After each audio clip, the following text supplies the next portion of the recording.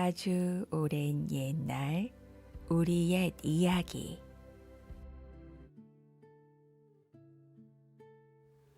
여러분 안녕하세요. 오늘도 아주 오랜 옛날 이야기와 함께 해주셔서 진심으로 감사드립니다. 우리는 살면서 내 앞에 놓인 이익 때문에 정작 소중한 사람의 마음을 잃게 되는 경우가 종종 있지요. 오늘 여러분께 들려드릴 이야기는 조선 땅 충청도 정선골에 사는 한 부자 영감의 이야기랍니다. 그는 젊은 시절 친구에게 배신당한 상처로 가슴에 단단한 빗장을 걸어 잠근 채 오직 눈에 보이는 장부와 곡식만을 믿으며 살아온 사람이었어요. 그러던 어느 가을날 새벽에 굳게 잠긴 그의 곳간에서 쌀 20가마가 씻은 듯이 사라지게 되죠. 그리고 그의 마음속에 웅크리고 있던 의심이라는 괴물이 눈을 뜨게 됩니다. 급기야 아들과 며느리 그리고 20년을 충성해온 머슴까지 모두를 도둑으로 몰아가며 집안은 온기가 없어지고 말죠. 과연 사라진 쌀 20가마에는 어떤 비밀이 숨겨져 있을까요? 차가운 의심이 따뜻한 믿음으로 변해가는 우리의 마음을 치유해주는 이야기. 그럼 지금부터 들려드리겠습니다. 마음의 곡간. 옛날 옛적 조선 땅 충청도 어느 산자락 아래에 정선골이라는 작은 고을이 있었습니다. 봄이면 진달래가 산허리를 붉게 물들이고 가을이면 누런 벼이삭이 들판을 황금빛으로 덮는 평화로운 마을이었어요. 그 고을 한가운데에 커다란 느티나무가 그늘을 들이운 언덕 위에 기와지붕을 얹은 큼직한 집 한 채가 자리 잡고 있었습니다. 마당에서는 일꾼들이 곡식가마를 부지런히 들이고 내는 소리가 끊이지 않았죠. 이 집의 주인은 한익주라는 사내였어요. 나이는 58이요. 머리에는 희끗희끗 서리가 내렸지만 어깨는 여전히 다부지고 눈빛은 매처럼 날카로웠습니다. 정선골 사람들은 한익주를 가리켜 곡식 한 톨 흘리는 법이 없는 사람이라고 수군거렸어요. 그도 그럴 것이 익주는 젊은 시절부터 곡식 장사로 한 푼 두 푼 재산을 모아 이 고을에서 손꼽히는 부자가 된 사람이었습니다.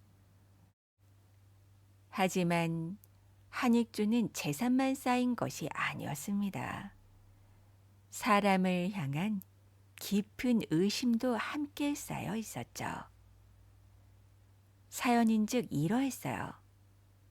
익주가 갓 30이 되었을 무렵 동업자라 믿고 모든 곡식을 맡겼던 사내가 한 해의 수확을 통째로 들고 사라진 일이 있었습니다. 그리고 그 사내는 익주와 어린 시절부터 한 동네에서 자란 중마고우였어요. 익주는 사흘 밤낮으로 산과들을 헤매며 그를 찾았지만 끝내 빈손으로 돌아오고 말았죠. 그 일이 있은 뒤로 익주의 마음에는 단단한 빗장이 하나 걸리고 말았습니다. 세상에 믿을 사람은 나 자신뿐이다. 익주는 그렇게 중얼거리며 살아왔어요. 곡식을 사들이는 일도 직접, 가마를 세는 일도 직접, 장부를 쓰는 일도 직접 했습니다. 일꾼이 곡식 한 알이라도 흘리면 그 자리에서 호되게 꾸짖었고 어쩌다 셈이 맞지 않으면 밤을 새워서라도 다시 샜어요. 그렇게 20년이 흐르는 사이 한익주의 곳간은 차고 넘쳤지만 마음 한 구석은 점점 더 차갑게 식어갔습니다. 한편 익주의 곁에는 길레라는 부인이 있었어요. 길레는 이웃마을 가난한 양반댁에서 시집온 여인이었습니다. 말수는 적었지만 손끝이 야무져 살림을 알뜰히 꾸려가는 사람이었죠. 길레에게 한 가지 도드라진 성품이 있었으니 그것은 굶주린 사람을 차마 그냥 지나치지 못하는 따뜻한 마음이었어요. 봄이 채 오기 전 보릿고개 무렵이면 길레는 부엌 한 기퉁이에 늘 누룽지를 한 자루 마련해 두고 동냥하는 이들에게 한 줌씩 나누어 주곤 했습니다. 그런 길레의 모습이 한익주는 역 마뜩찮았죠. 익주는 가끔 부엌에 들러 누룽지 자루를 흘끗 보고 못마땅한 듯 헛기침을 했습니다. 아무리 적은 곡식이라도 흘러나간 곳은 다시 돌아오지 않는 법이오. 익주의 말에 길레는 그저 고개를 숙일 뿐 아무런 대꾸를 하지 않았습니다. 그리고 길레의 손길은 좀처럼 멋지 않았죠. 익주는 그것을 알면서도 끝까지 따져 묻지는 않았는데 그것은 그래도 길레가 조강지처라는 생각이 마음 한구석에 남아 있었기 때문이었어요. 한편 익주에게는 한도윤이라는 외아들이 있었습니다. 도윤은 올해 26에 키가 훤칠하고 글공부도 어지간히한 청년이었죠.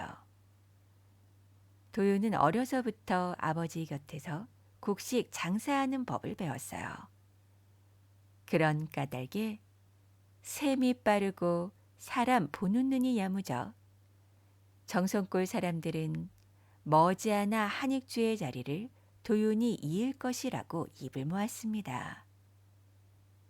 하지만 도윤의 마음 한쪽에는 어머니 길레를 닮은 따뜻한 결도 함께 흐르고 있었죠.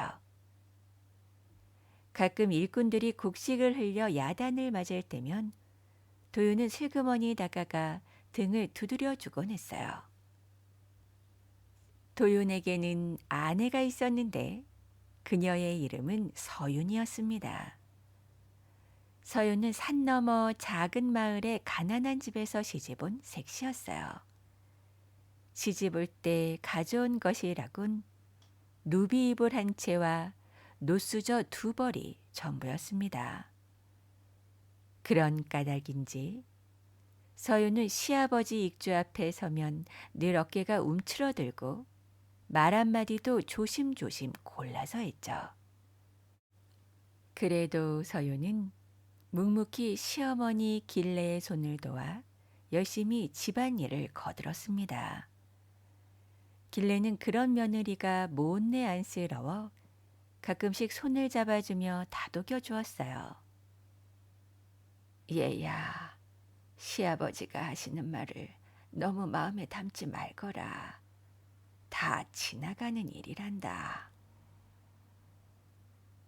그리고 또 한 사람, 이 집에서 빠뜨려서 난될 인물이 있었으니 바로 만복이라는 머슴이었습니다. 만복은 익주가 한창 곡식 장사를 키워가던 무렵부터 이 집에서 일을 했어요. 횟수로 따지면 어느덧 20년을 훌쩍 넘긴 셈이었죠. 만복은 글자 한자 모르는 사내였지만 국간 열쇠를 맡길 만큼 손이 깨끗했고 주인을 향한 의리가 산처럼 두터웠습니다. 정성골 사람들은 한익주댁 만복이는 곡식 한 톨도 제 몫이 아니면 손에 쥐지 않는다고 입을 모아 칭찬했죠. 만복은 마당 한편에 작은 움막 하나를 짓고 그 안에서 이불 한 채와 집단 한 묶음을 벗삼아 살았어요. 부모 형제도 처자식도 없는 외로운 신세였지만 만복은 늘 입가에 웃음을 머금고 익주를 깍듯이 모셨습니다. 이렇듯 한익주의 집은 겉으로 보기에는 부족할 것이 하나도 없는 집이었죠.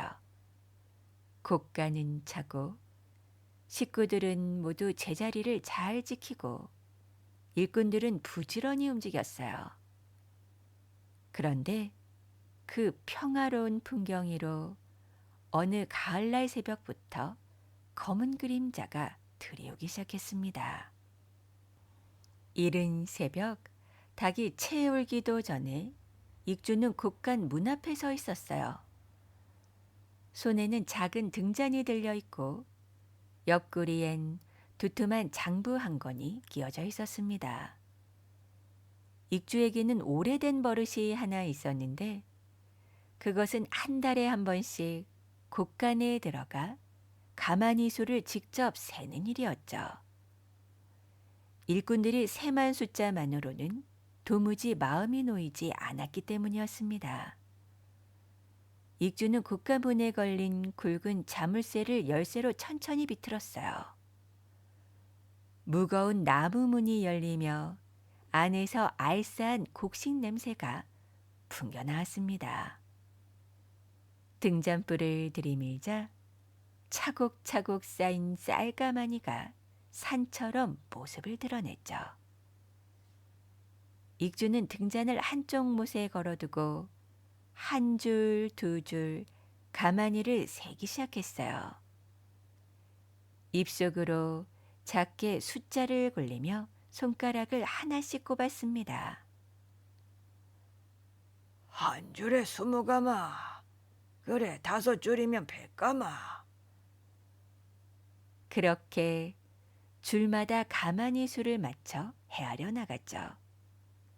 그런데 그때 익주가 자리에서 떡 멈춰섰어요. 아니, 분명 장부에는 1200가마라고 적혀 있는데. 익주는 다시 한번 처음부터 가마니를 세웠습니다. 어디 보자. 한 줄에 20가마, 또 한 줄에 20가마. 그렇게 손가락을 꼽아 가다 보니 끝에 가서 숫자가 도무지 맞지 않았어요. 분명 장부에는 1200가마가 적혀 있는데 곡간 안에는 1180가마밖에 남아있지 않았습니다. 20가마가 모자랐던 거예요. 익주는 손에 든 장부를 펼쳐놓고 등잔불 아래에서 글자 하나하나를 짚어가며 다시 헤아렸습니다. 하지만 아무리 다시 세어도 모자란 숫자가 채워지지 않았죠. 익주의 이마에 식은땀이 맺히기 시작했어요. 곡간문은 늘 무거운 자물쇠로 잠겨 있었습니다. 부서진 흔적도 없고 흙벽 어디에도 뚫린 구멍은 없었어요. 창문이라고 해봐야 손바닥만한 환기구멍 하나뿐이었죠. 그곳으로 사람이 드나들 수 없다는 것은 어린아이도 아는 사실이었습니다. 익주는 자물쇠를 들어 등잔불에 비춰보았어요. 흠집 하나 없이 멀쩡했습니다. 그렇다면 답은 하나뿐이다. 밖에서 들어온 도둑이 아니야. 도둑은 집 안에 있다. 그 생각이 머릿속을 스치는 순간 익주의 마음 깊은 곳에서 잠들어 있던 짐승 한 마리가 스르르 눈을 떴습니다. 그것은 다름 아닌 의심이었어요. 의심은 한번 깨어나면 좀처럼 다시 잠들지 않는 짐승과도 같았죠. 의심은 익주의 가슴 한복판에 자리 잡고 곁에 있는 모든 것을 의심의 눈으로 바라보기 시작했어요. 익주는 서둘러 곳간문을 잠그고 무거운 발걸음으로 안채를 향해 걸어갔습니다. 앞마당으로 들어서니 마침 부엌에서 길래가 아침을 짓고 있는 모습이 보였습니다. 며느리 서유는 그 곁에서 부지런히 솥뚜껑을 닫고 있었죠. 만복은 마당 한쪽에서 비를 들고 낙엽을 쓸고 있었어요. 도윤도 어느새 일어났는지 사랑채 마루에 앉아 책장을 넘기고 있었습니다. 평소 같았으면 이 모든 풍경이 그저 평화로운 아침으로 보였을 터이었지만 이날 아침 익주의 눈에 비친 모습은 어쩐지 낯설고 서먹했어요. 부엌에서 들리는 도마질 소리도, 마당을 쓸어가는 빗자루 소리도, 책장을 넘기는 소리도 모두 어딘가 수상하게만 느껴졌습니다. 도대체 누가 가져갔단 말이더냐? 익주는 입속으로 그렇게 중얼거리며 안채마루에 털썩 주저앉았어요. 그날 아침 익주는 밥 한 술도 제대로 뜨지 못했습니다. 며칠 동안 익주는 한마디도 묻지 않고 식구들의 행동을 가만히 지켜보았어요. 누구를 의심한다고 대놓고 말하지는 않았지만 그의 눈빛은 식구 한 사람 한 사람의 일거수일투족을 매처럼 쫓고 있었습니다. 식사 자리에서도 그는 누가 누구와 무슨 말을 주고받는지, 누가 어떤 표정을 짓는지 빠뜨리지 않고 머릿속에 새겼죠. 그러던 어느 늦은 오후의 일이었습니다. 익주는 마당 한쪽 헛간에 보관해둔 곡식 자루를 살피러 나가던 길이었어요. 그때 안채 뒤뜰 쪽에서 부스럭거리는 소리가 들려왔죠. 익주는 발걸음을 늦추고 담장 모퉁이에 몸을 숨긴 채 살그머니 고개를 내밀었습니다. 뒷뜰에는 며느리 서윤이 있었어요.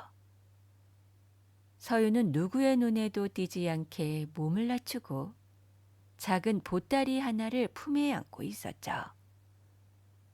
보따리는 빛바랜 무명천으로 쌓여 있었고 그 안에서 무언가가 묵직해 보이는 것이 느껴졌습니다.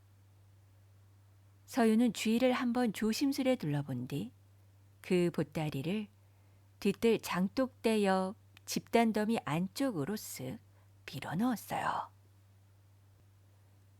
그리고 손을 탁탁 털고는 아무 일도 없었던 것처럼 부엌 쪽으로 발걸음을 옮겼죠. 그 모습을 본 순간 익주의 가슴속 의심이 불같이 일어섰습니다. 그는 그 자리에서 두 주먹을 꽉 움켜쥐었어요. 저거 봐라. 저게 바로 도둑의 모양새가 아니고 무엇이더냐? 익주는 보따리의 정체가 무엇일지 머릿속으로 그려보았습니다. 그래, 국간에서 빼낸 살을 저렇게 보따리에 담아 조금씩 빼내고 있었구먼. 그날 밤 식구들이 모두 잠들고 마당에 등잔불도 꺼진 깊은 시각, 익주는 살금살금 아들 내외의 방 앞으로 다가갔어요.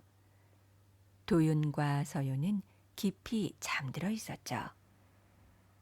익주는 가만히 숨을 죽이고 안으로 들어갔습니다. 그래, 필시 방 안에 곡식 자루를 숨겨두었을 게야. 그런데 구석구석을 더듬어 보아도 방 안에는 낡을 대로 낡은 반다지 하나와 옷걸이에 걸린 무명조거리 두어 벌, 그리고 빗접 하나가 전부였습니다. 하지만 익주는 마음을 풀지 않았어요. 더 교묘한 곳에 숨긴 게로군.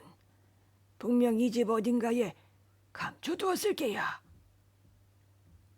익주는 그렇게 중얼거리며 방을 나왔습니다. 다음 날 새벽, 익주는 뒤뜰 집단 더미를 슬그머니 헤집어 보았어요. 그런데 어찌된 영문인지 어제 분명히 보았던 그 보따리는 그곳에 없었죠. 그날 이후 익주는 며느리 서윤의 얼굴을 똑바로 마주보지 않았어요. 서윤은 그런 시아버지의 변화가 두려웠지만 무엇이 잘못되었는지조차 알지 못한 채 그저 발끝만 내려다 볼 뿐이었습니다. 그러던 며칠이 지난 어느 비 오는 날이었어요. 익주는 사랑채에 앉아 거래 장부를 한 장 한 장 넘겨보고 있었습니다. 다시 한번 장부를 꼼꼼히 살펴봐야겠다고 마음먹었으니까요. 그러던 익주의 눈길이 한 곳에서 우뚝 멈춰섰습니다. 장부 몇 장에 쓰여진 글자들이 미세하게 번져 있는 것이었어요. 마치 누군가가 본래 적혀 있던 숫자를 지우고 그 자리에 다른 숫자를 슬쩍 끼워 넣은 듯한 모양새였습니다. 익주는 장부를 들고 마당으로 나섰어요. 빗줄기를 피해 처마 밑에 서서 익주는 사랑채를 향해 큰 소리로 도윤을 불렀습니다. 도윤은 곧장 아버지 앞으로 달려왔습니다. 익주는 도윤의 눈을 빤히 들여다보며 장부의 그 부분을 손가락으로 톡톡 짚었어요. 이것이 어찌 된 것이냐? 장부에 누가 손을 대었느냐? 도윤의 얼굴이 잠깐 굳어졌습니다. 그는 잠시 입술을 깨물더니 천천히 입을 열었어요. 제가 그 장부를 만진 일이 있습니다. 익주의 눈이 번쩍 빛났죠. 매야, 아니 네가 어찌하여 장부에 손을 대었느냐? 도윤은 한참을 머뭇거렸어요. 그러다 다시 입술을 굳게 다물고는 아무 말도 하지 않았죠. 아니, 왜 아무 말도 못하는 게야? 네가 아버지 앞에서 말을 못한다는 것은 떳떳하지 못하다는 뜻이 아니더냐? 도윤은 그 말에 가슴이 철렁 내려앉았어요. 도윤이 무어라 말을 꺼내려 했지만 익주는 이미 손을 들어 그 말을 막고 있었죠. 되었다. 더는 듣지 않겠다. 가서 네 일이나 하거라. 그날 밤 익주는 잠을 이루지 못했습니다. 며느리 서윤도 아들 도윤도 이제는 익주의 눈에 그저 한 패의 도둑처럼 보였죠. 익주는 잠자리에서 천장을 노려보며 작게 중얼거렸어요. 대은망덕도 유분수지. 내가 집안에서 도둑을 키우고 있었구나. 그런데 곳간 열쇠는 분명 만복이가 관리를 하였을 터인데 그렇다면 익주의 의심은 거기에서 그치지 않았습니다. 20년이 넘도록 한익주의 곁을 지켜온 머슴 만복이도 한패라는 생각이 들기 시작한 거예요. 다음 날 아침 익주는 마당으로 나섰어요. 만복은 마침 곳간 옆에서 가마니를 정리하고 있었습니다. 햇빛이 비스듬히 내리쬐는 마당 한켠에서 만복의 등은 굵은 땀방울로 흠뻑 젖어 있었죠. 만복은 익주를 보자 허리를 굽히며 깍듯이 인사를 올렸어요. 아이고, 주인어른 오셨습니까요? 익주는 만복의 인사에 짧게 고개만 까딱하고는 곳가단 쪽을 한참 들여다보았어요. 만복은 영문을 모르는 표정으로 익주의 뒷모습을 바라볼 뿐이었습니다. 그날 이후 익주는 만복의 일거수일투족을 유심히 지켜보기 시작했어요. 만복이 곳간 문 앞을 지날 때마다, 가마니에 손을 댈 때마다, 식사를 하러 부엌으로 들어갈 때마다 익주의 시선은 만복의 등 뒤에 매달려 떨어지지 않았죠. 만복은 그런 시선의 무게를 알지도 못한 채 늘 그래왔던 것처럼 묵묵히 자기 일을 해나갔습니다. 그러던 며칠이 지난 어느 저녁이었어요. 익주는 만복이 잠시 마을어귀의 심부름을 나간 사이 마당 한쪽 만복의 움막 앞에 가만히 멈춰섰죠. 움막은 다 쓰러져 가는 집 지붕 아래 바람벽 안쪽이 헐어 있었고, 안에는 이불 한 채와 작은 나무 개짝 하나가 전부였습니다. 익주는 움막 안으로 한 발을 들여놓았어요. 방 한 구석엔 빛바랜 무명자루 하나가 놓여 있었죠. 익주가 그 자루를 끌어내 안을 살펴보니 그 안에는 누런 쌀겨가 한 움큼 묻어있는 헌 자루 하나가 들어있었어요. 자루 안쪽에는 채 떨어지지 않은 쌀겨와 잔 부스러기가 가루처럼 묻어 있었습니다. 어라, 드디어 진짜 도둑을 잡았구나. 익주는 자루를 들고 마당 한가운데로 나섰어요. 마침 마을에서 돌아온 만복이 그 모습을 보고 깜짝 놀라 달려왔습니다. 익주의 눈빛은 이미 차갑게 식어 있었어요. 네가 청소를 한 자루에 어찌하여 이리도 많은 쌀겨가 묻어있느냐? 이것은 필시 곳간에서 가만히 째로 빼낸 것을 옮긴 자루가 아니더냐? 만복은 깜짝 놀라 그 자리에 그대로 무릎을 꿇었습니다. 주인어른, 지금 무슨 말씀을 하시는 겁니까요? 그것은 제가 곳간 청소를 하고 모아둔 쌀겨가 묻은 자루입니다. 제가 이 댁에서 일한 지 어느덧 20년이 넘었습니다요. 단 한 번도 주인 댁 곡식을 손을 댄 일이 없습니다. 정녕 하늘에 부끄러운 일이 없으니 제발 노여움을 거두어 주시옵소서. 하지만 익주는 더 이상 그 어떤 변명도 들어오지 않았어요. 익주에게 만복은 그저 쌀 도둑으로밖에 보이지 않았죠. 그날로 익주는 만복을 묶어 관아로 끌고 갔습니다. 만복은 끌려가는 길 내내 단 한 번도 변명을 늘어놓지 않고 다만 고개를 떨군 채 묵묵히 걸었어요. 길가에 늘어선 마을 사람들은 그 모습을 보고 저마다 수군거렸습니다. 아이고, 저 어른이 어찌 만보기를 도둑으로 모는고. 한익조 영감 사람 보는 눈이 있는 줄 알았더니 영 시원찮구먼. 마을 사람들의 눈에도 만복이 도둑으로 보이지는 않았던 모양이었어요. 하지만 익주는 그런 수군거림에 귀를 닫은 채 굳은 얼굴로 관아의 문을 열고 들어섰습니다. 관아에서는 사또가 익주의 말만 듣고 만복을 끌어내 곤장을 치게 했죠. 매가 한 대씩 만복이에게 떨어질 때마다 만복은 소리쳐 울부짖었어요. 저는 주인 댁 것을 훔친 적이 없습니다. 하지만 그 누구도 만복의 말을 귀 기울이지 않았습니다. 사실 익주는 며느리와 아들을 의심하기보단 만복에게 죄를 뒤집어 씌우는 편이 훨씬 낫다고 생각했던 터였어요.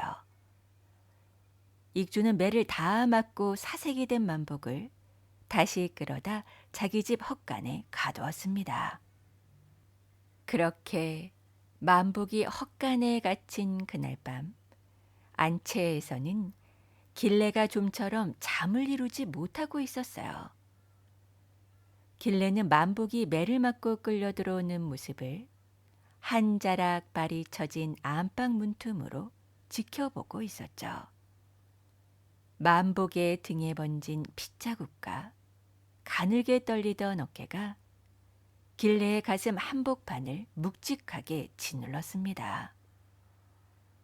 길래는 이불 위에 앉아 한참을 흐느끼다 마침내 결심한 듯 자리에서 일어섰어요. 그리고 길래는 사랑채로 건너갔죠. 익주는 등잔불 아래에서 또다시 거래장부를 들여다보고 있었습니다. 길래는 문 앞에 잠시 멈춰 서서 숨을 가다듬고는 천천히 안으로 들어섰어요. 영감, 잠시 드릴 말씀이 있습니다. 익주는 장부에서 눈을 떼지 않은 채 짧게 대답했죠. 아니, 이 지각이 무슨 일이요? 길래는 익주의 앞에 단정히 무릎을 꿇었어요. 길래의 두 손은 무릎 위에서 가늘게 떨리고 있었습니다. 길래는 한참을 망설이다 마침내 입을 열었어요. 국간에서 모자란 쌀 20가마, 그것은 만복이 짓이 아니옵니다.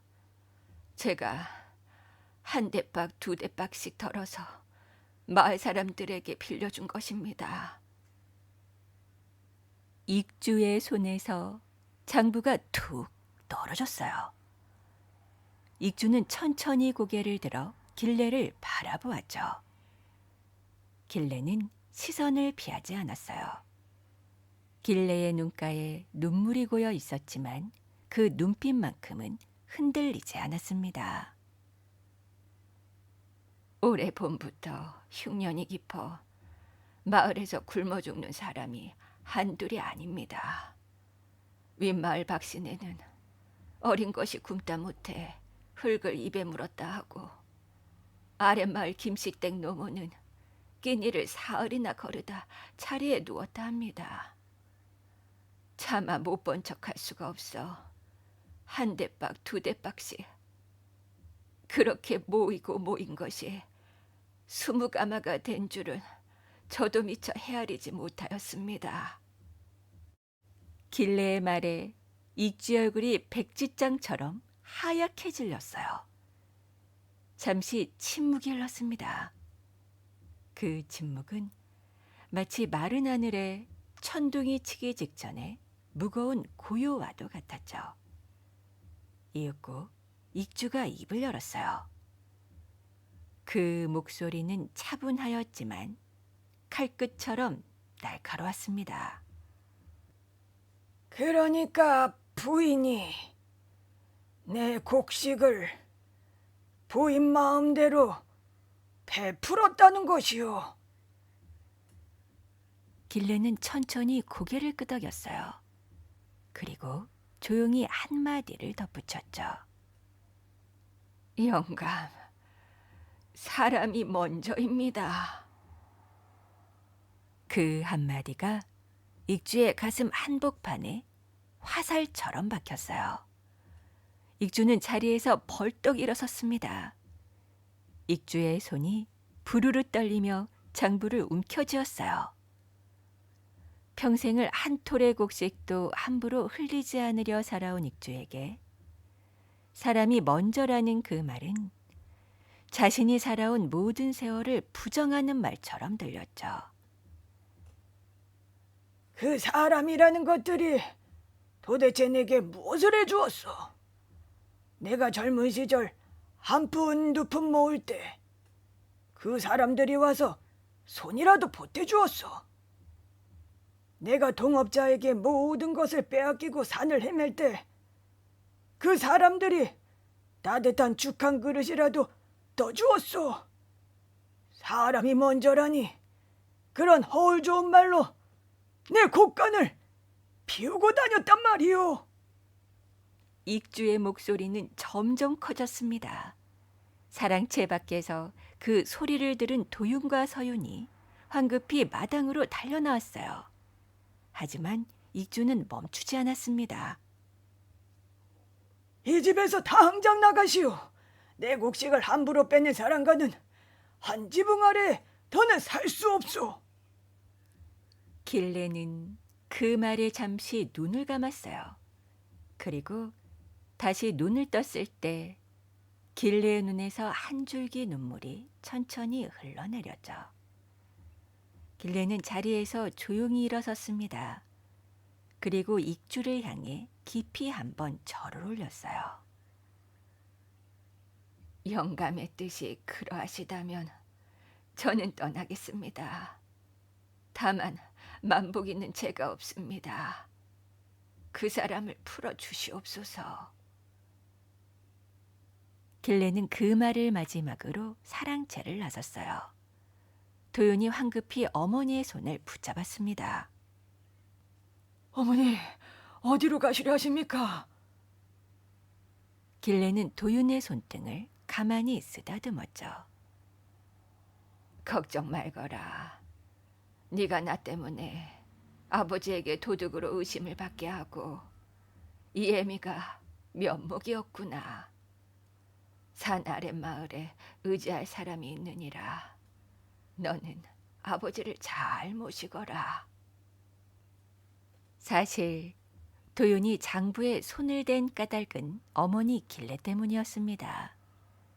길레는 그의 흉년이 들어 굶주리는 마을 사람들에게 쌀을 한두 대박씩 빌려주고 있었어요.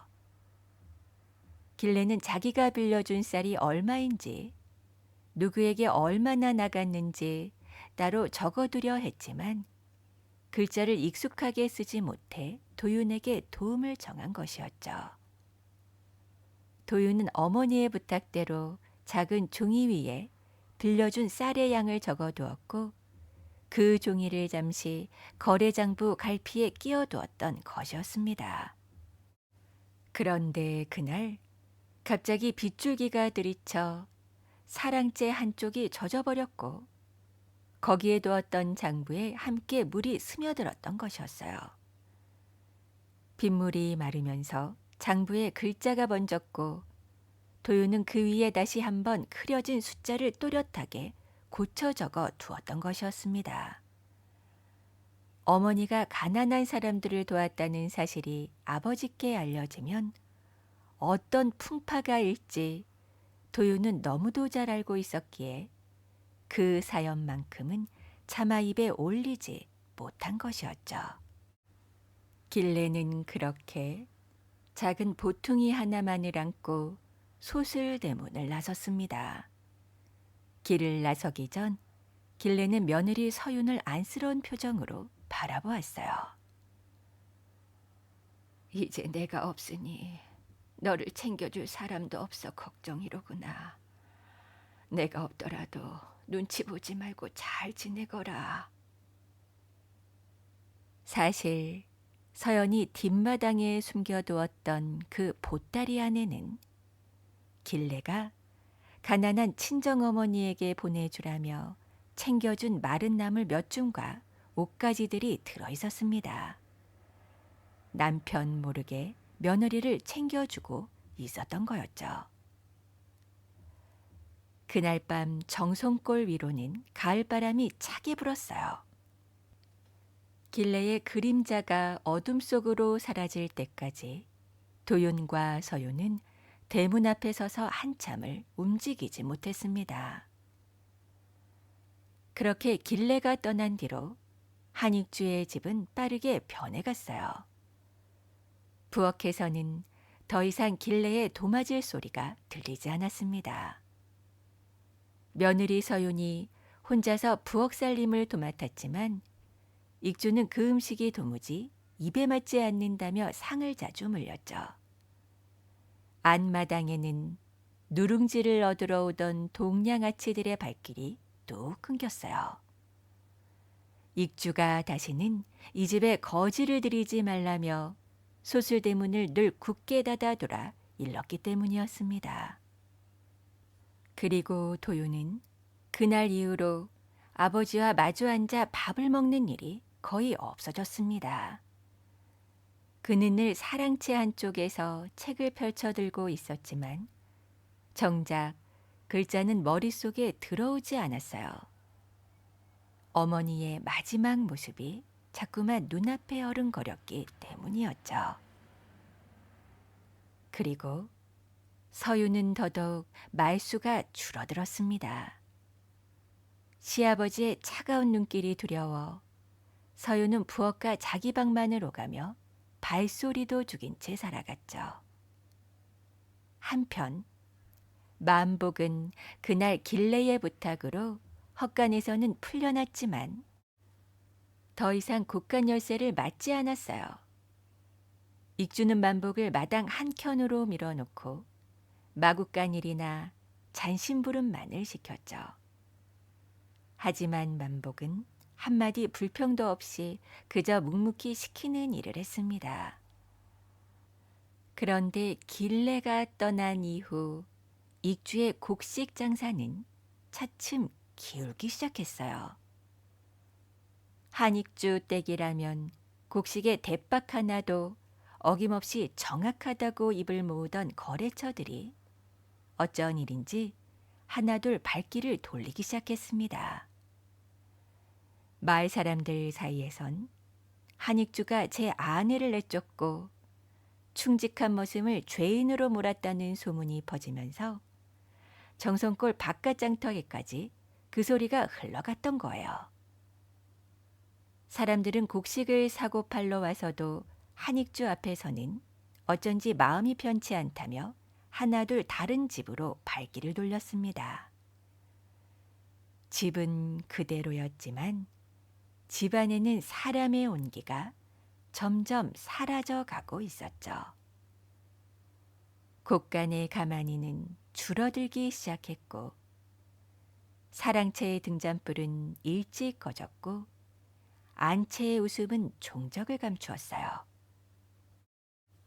그러던 어느 날 저녁 소슬대문 앞에 누런 장삼을 입은 한 늙은 스님이 찾아왔습니다. 마을 뒷산 암자에 사는 부각 스님이었어요. 부각 스님은 본래 한익주 댁과 인연이 깊은 분이었습니다.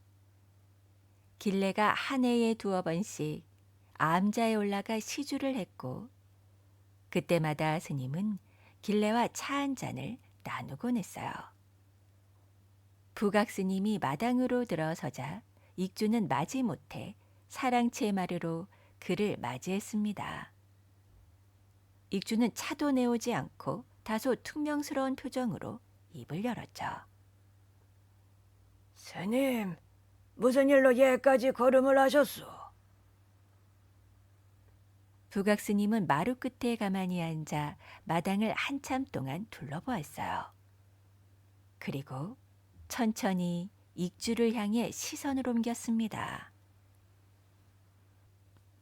참으로 이상한 일이지요.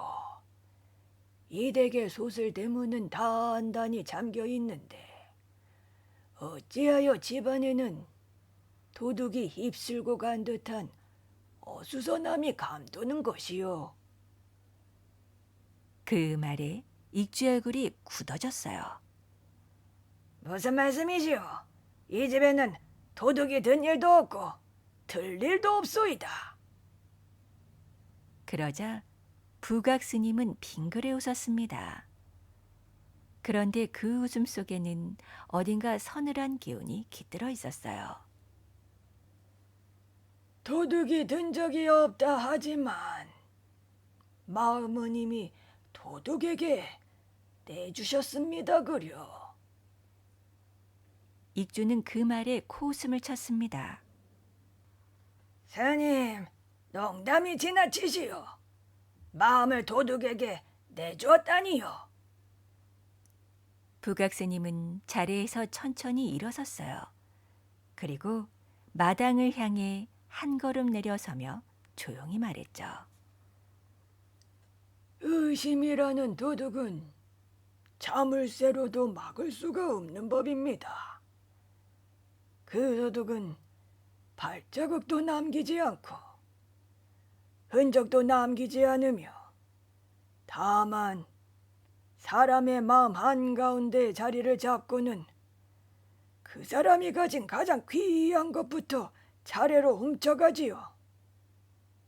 이 댁의 도둑은 처음부터 곶간이 아니라 한시주의 마음속에 깃들어 있었던 것이 왜다. 익주는 자리에서 벌떡 일어섰습니다. 스님 그만 돌아가 주시오. 나는 그런 한가한 말씀을 들을 겨를이 없소이다. 부각 스님은 길게 한숨을 내쉬고는 합장을 한 차례 하고 소슬대문을 나섰어요. 익주는 그 뒷모습을 바라보며 코웃음을 쳤지만 어쩐지 가슴 한구석이 서늘해지는 것은 어찌할 수가 없었습니다. 부각 스님이 다녀간 그날 밤부터 정성골에는 큰 비가 내리기 시작했어요. 늦 가을비답지 않게 빗줄기는 굵었고 바람도 거세었습니다. 그렇게 사흘 밤낮을 쉬지 않고 비가 쏟아졌죠. 마당 한복판에는 물 웅덩이가 생기고 처마에서는 빗물이 폭포처럼 흘러내렸어요. 익주는 그 빗속에서도 곶감만은 단단히 살피라며 며칠 전부터 일꾼들에게 곶감문을 더욱 굳게 잠그라 일렀습니다. 그런데 문제는 바로 그것이었죠. 익주는 도둑이 들까 두려워 곶간의 환기구멍마저 지프로 틀어막아 놓았어요. 비가 들이치면 곡식이 상한다며 안에 등잔을 걸어두고 일꾼이 한 사람씩 번갈아 지키겠습니다. 그리고 폭우가 가장 거세게 쏟아지던 밤, 곶간 안에서는 등잔이 깜빡이고 있었죠. 그날 밤 곶간을 지키던 일꾼은 얼마 전 새로 들어온 어린 머슴 하나였어요. 아이는 추위에 떨다 깜빡 잠이 들고 말았습니다. 그런데 그 사이 등잔이 기우뚱 기울어지면서 옆에 쌓아둔 덜 젖은 볏짚 한 단에 그만 불씨가 옮겨붙고 말았습니다.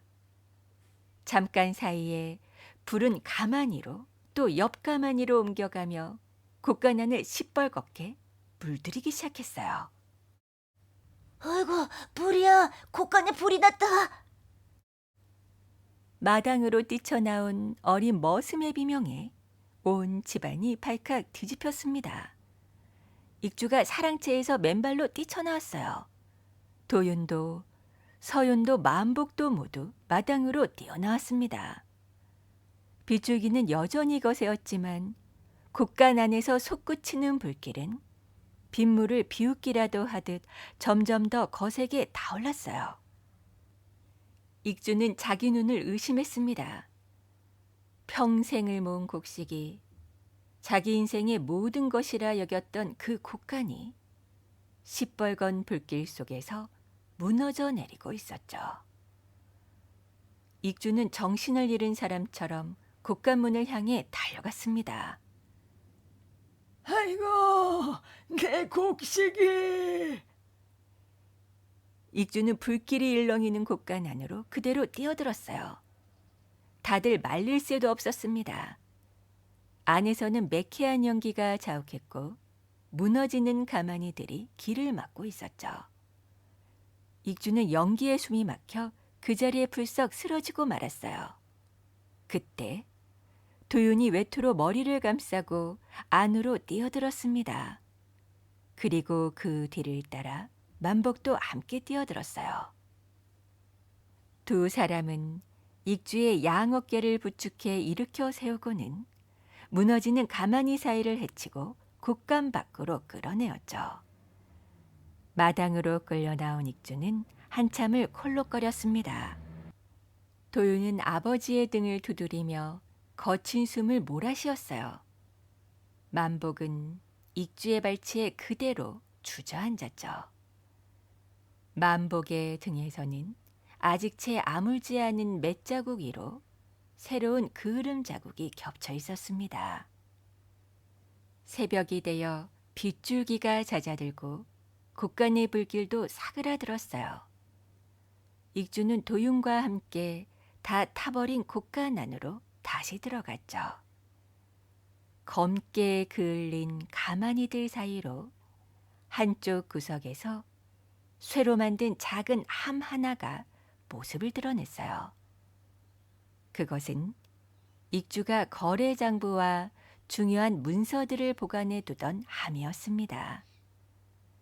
익주는 떨리는 손으로 함을 열어보았어요.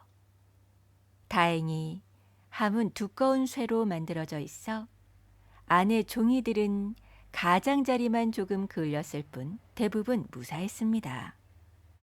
그런데 그 함 가장자리 안쪽에서 누렇게 변색된 작은 종이 한 장이 툭 떨어졌어요.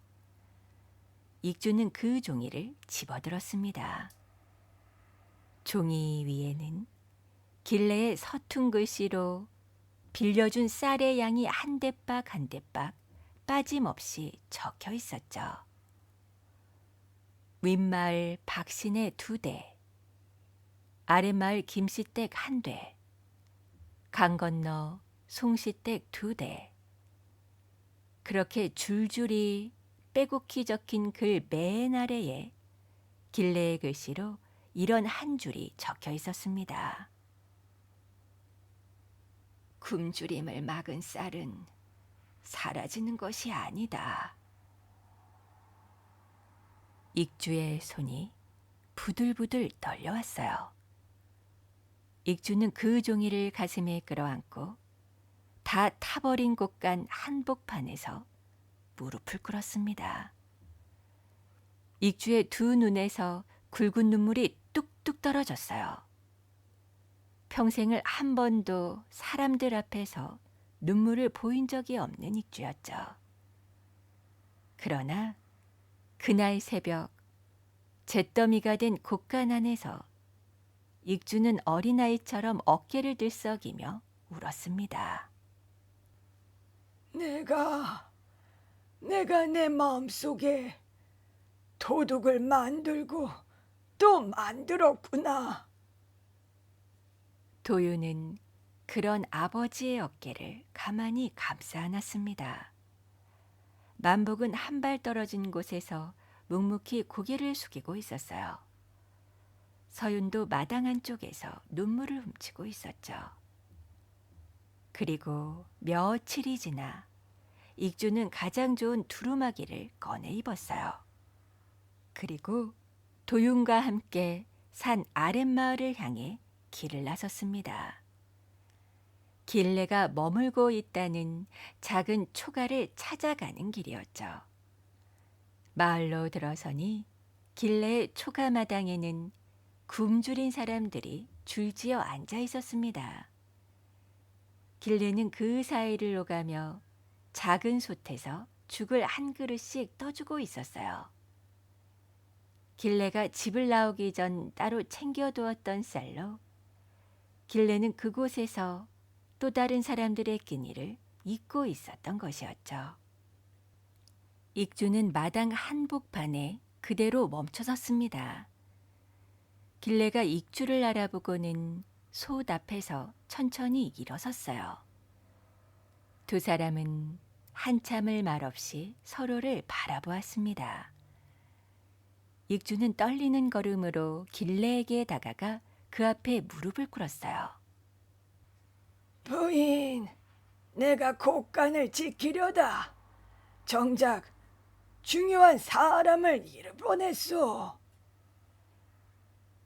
길래의 눈에서 눈물이 한 줄기 흘러내렸습니다. 그날 길래는 익주의 손을 잡고 정성골로 다시 돌아왔습니다. 집으로 돌아온 익주는 가장 먼저 만복을 불렀어요. 만보가, 내 너에게 평생 갚지 못할 죄를 지었구나. 너는 단 한 번도 내 곳간의 곡식을 담는 적이 없었거늘. 내가 내 마음의 도둑을 너에게 뒤집어 씌웠다. 부디 늙은이의 어리석음을 용서해다오. 만복은 황송해하며 그 자리에 엎드렸습니다. 아이고 주인어른, 그런 말씀 거두어 주시옵소서. 저는 그저 제 자리를 지킬 따름입니다. 익주는 만복의 손을 잡아 일으켰어요. 그리고 그날로 만복에게 국간의 새 열쇠를 다시 맡기었죠. 만복의 굽었던 어깨가 그제야 조금 펴지는 듯 했습니다. 다음으로 익주는 며느리 서윤을 불렀어요. 익주는 서윤의 두 손을 가만히 잡았습니다. 아가, 내가 너가 가난한 집에서 왔다 하여 너를 낮추어 보고 작은 보따리 하나에도 죄를 뒤집어 씌웠구나. 이 좁은 마음을 부디 용서해다오. 서윤은 그저 고개를 숙이고 눈물만 흘렸습니다. 도윤이 그런 서윤의 어깨를 가만히 감싸주었어요.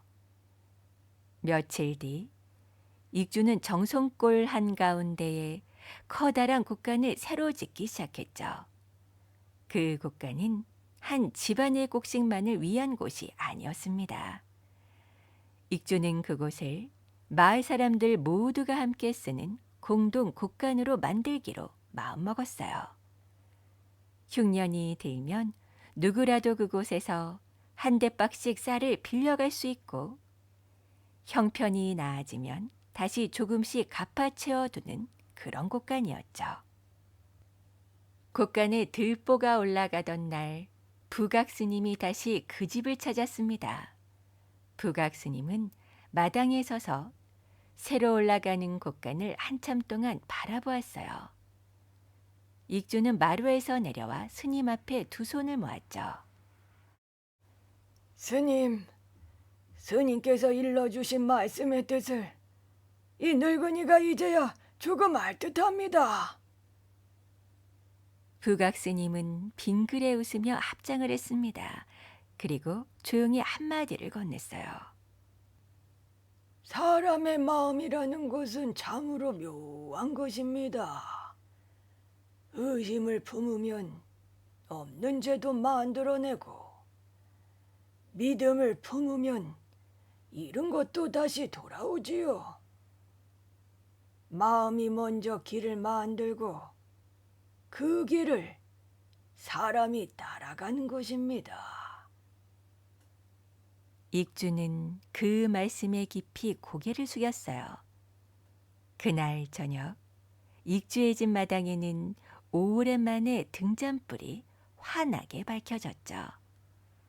길래는 부엌에서 도마질을 하고 서유는 그 곁에서 저녁상을 차렸어요.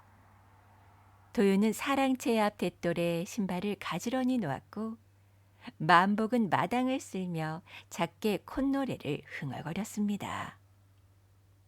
세월이 흘러 정성골에 다시 흉년이 찾아왔을 때 마을 사람들은 그 누구도 굶지 않았어요. 한익주의 공동곡간이 마을 한가운데 든든하게 서 있었기 때문이었죠. 사람들은 그 곡간을 두고 마음의 곡간이라 불렀답니다.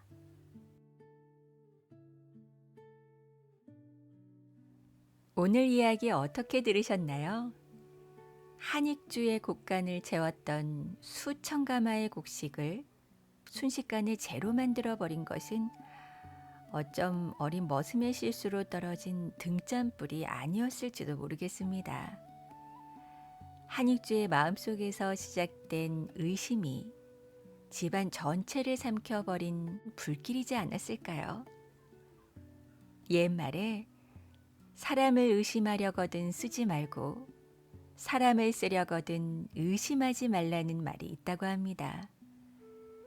하지만 과거의 상처에 갇혀있던 익주는 의심이 시작되는 순간 곁에 있는 가장 소중한 이들의 진심을 보지 못했지요.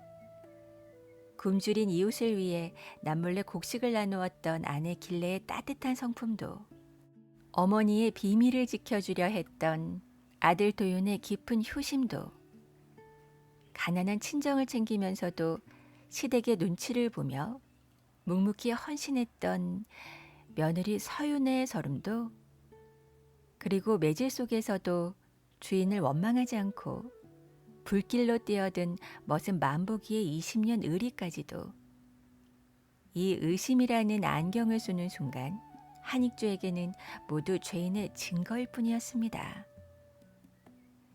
다 타버린 잿더미 속에서 익주가 발견한 길래 서툰 장부에 적힌 마지막 문장 기억나시나요? 굶주림을 막은 쌀은 사라진 것이 아니다. 참으로 가슴을 울리는 말이었던 것 같아요. 우리는 살면서 내 곳간을 채우고 내 재산을 지키고 또 내 숫자를 맞추는 일에 온통 마음을 쏟아붓고 있는 건 아닌지 무척 반성이 되었던 것 같습니다. 부각스님의 말씀처럼 우리 마음은 참으로 묘해서 의심을 품으면 없는 죄도 만들어내고 믿음을 품으면 잃었던 것도 다시 돌아오게 만드는 것 같아요. 지금 여러분의 마음속 곳간에는 무엇이 쌓여 있나요? 혹시 과거의 상처로 인해 소중한 사람을 가두는 단단한 자물쇠를 걸어 잠그고 계신다면 오늘 밤에는 내 마음의 자물쇠를 조금 느슨하게 풀어두셔도 좋을 것 같습니다. 내 곁에 사람을 있는 그대로 믿어주는 눈빛, 먼저 손을 내밀어주는 그 따뜻한 마음이야말로 우리 삶을 흉년 없이 풍요롭게 만드는 진짜 마음의 곳간이 아닐까 생각해 봅니다. 오늘도 끝까지 함께 해주셔서 감사드리고요. 저는 더 재미있는 이야기로 찾아뵐게요. 오늘도 꿀잠 주무세요.